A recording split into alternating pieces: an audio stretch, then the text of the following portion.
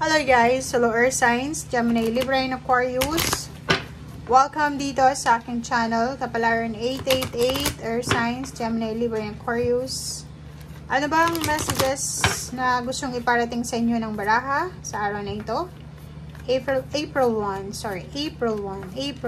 guys, para sa lahat ng Earth Signs. Okay, first card, second card.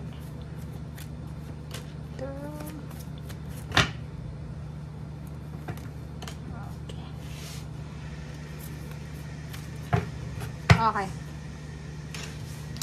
Air signs, Gemini, Libra, and Aquarius. Wow. So, nakikita natin today na posibleng makatanggap ka ng isang balita. Napakagandang balita siya, guys. Ito yung matagal mo nang hinihintay na balita.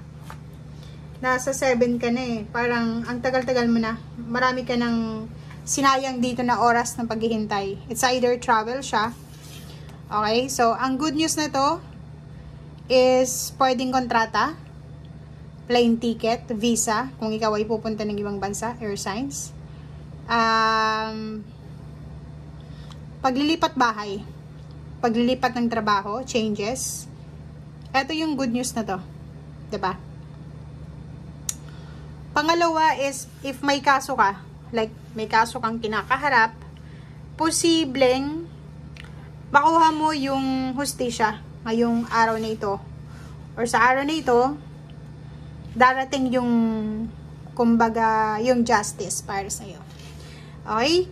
Next is, travel siya. Yung iba nga sa inyo, naghihintay ng kung kailan na yung travel dates, visa, or plane tickets, or kung ano pa man, location. And posibleng ngayong araw na ito, matanggap mo na siya. 26-8, money, great fortune. Pera din. If ever naghihintay ka ng pera, may minamanifest kang pera, or kung ano man tong pera na to na hinihintay mo, sinasabi ng barahan na posibleng swerte ka sa araw na ito. Pwedeng manalo ka sa kung ano man yan na palahok. Pwedeng manalo ka sa kung ano man yan na chances na pwede mong salihan sa araw na ito. Okay. Air signs. Nakikita ko sa'yo dito, may pera dito, guys, ha?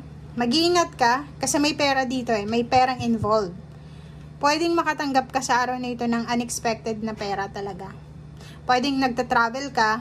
Ito yung mga unexpected, diba? Nagta-travel ka, tapos bigla kang nakapulot ng isang bag na maraming pera. Diba? Parang ganun.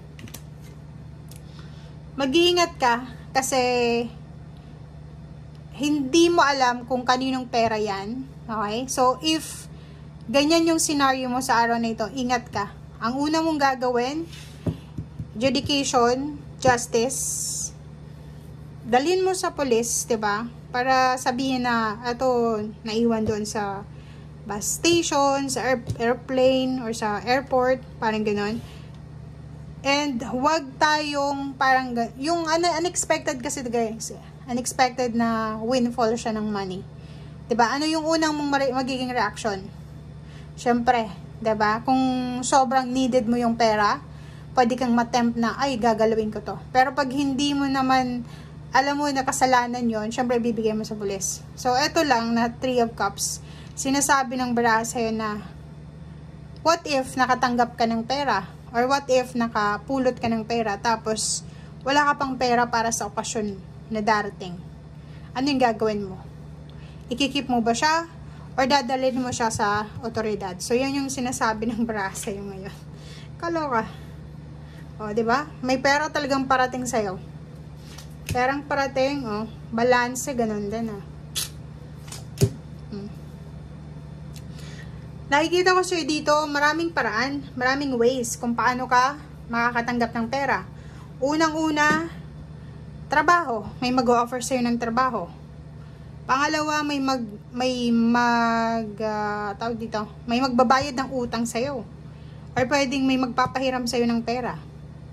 Or pwedeng dahil sa pagtitipid mo yan for several months. Or dahil sa sobra kang workaholic. 'Di ba? Sa pag-overtime mo, makakaipon ka ng pera. Okay? Six of Swords.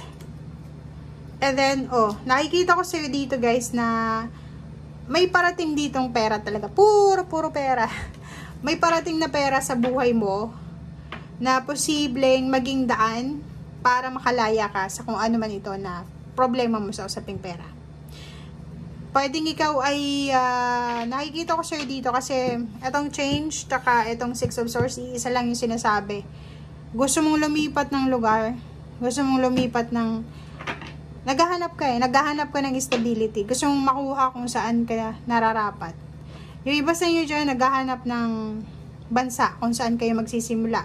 Gusto yung subukan yung pagiging OFW. If OFW ka na, naghahanap ka ng mas mataas na sweldo.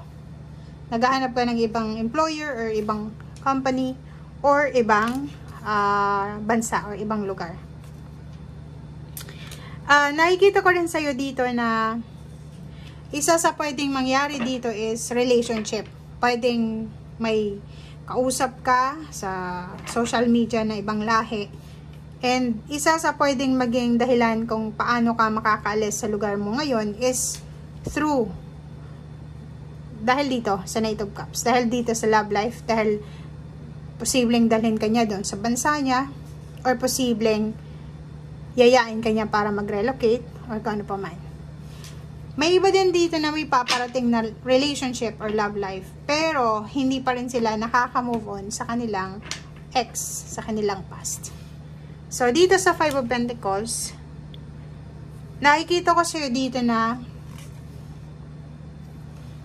isang decision making ang kailangan mong gawin para makaalis ka sa financial problems na kinakaharap mo sa ngayon. Okay? Temperance. Diba? Tingnan mo. Ang sinasabi ng Barasser dito, air signs, na mag-focus ka sa kung ano yung importante sa ngayon. Focus ka sa kung ano yung importante sa ngayon. Ang dami-daming offer dito ng pera, guys. Offer na. Yung perang sinasabi natin dito sa tarot is, hindi yung pera talaga na bibigay sa'yo na, andyan na yung pera. Hindi. It's either trabaho, connection, collaboration, partnership. Kailangan mo ng temperance dito. Kasi, ang dami mong choices. Napakarami mong choices, marami kang options, marami kang pwedeng pagpilian. Hindi mo alam kung sino dito ang, or ano dito yung mas maganda. So, pag-isipan natin ng mabuti. Focus ang kailangan. Mag-research ka din eh. Kasi nandito yung Page of Swords. Research din pag may oras. Para hindi ka magkamali sa kung ano man tong decision making mo regarding sa pera. Kasi puro pera to. Pera. Okay? Thank you guys. Bye!